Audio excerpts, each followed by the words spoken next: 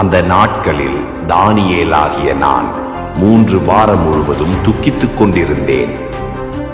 நான் இதெக்கேல் என்னும் பெரிய ஆற்றங்கரையில் இருந்து என் கண்களை ஏறெடுக்கையில் சணல் வஸ்திரம் தரித்து தமது அறையில் ஊப்பாசின் தங்க கச்சையை கட்டி கொண்டிருக்கிற ஒரு புருஷனை கண்டேன்.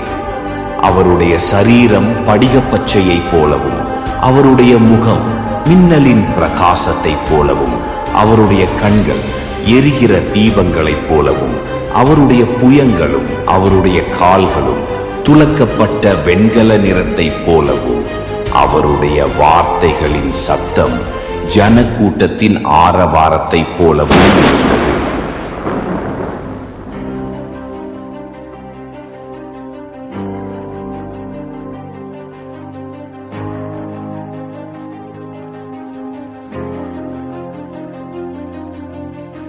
தானியேலாகிய நான் மாத்திரம் அந்த தரிசனத்தை கண்டேன். என்னோடே இருந்த மனுஷரோ அந்த தரிசனத்தை காணவில்லை. நான் தனித்து விடப்பட்டு அந்த பெரிய தரிசனத்தை கண்டேன்.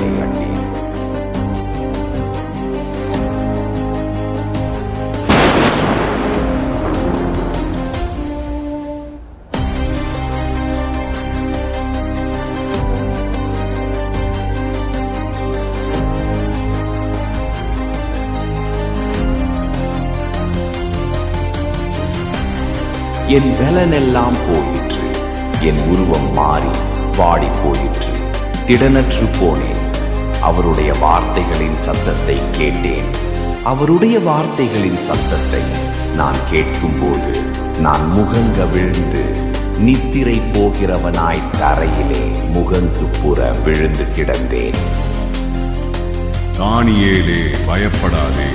நீ அறிவை அடைகிறதற்கும் உன்னை உன்னுடைய தேவனுக்கு முன்பாக சிறுமைப்படுத்துகிறதற்கும் உன் மனதை செலுத்தின முதல் நாள் துவக்கி உன் வார்த்தைகள் கேட்கப்பட்டது.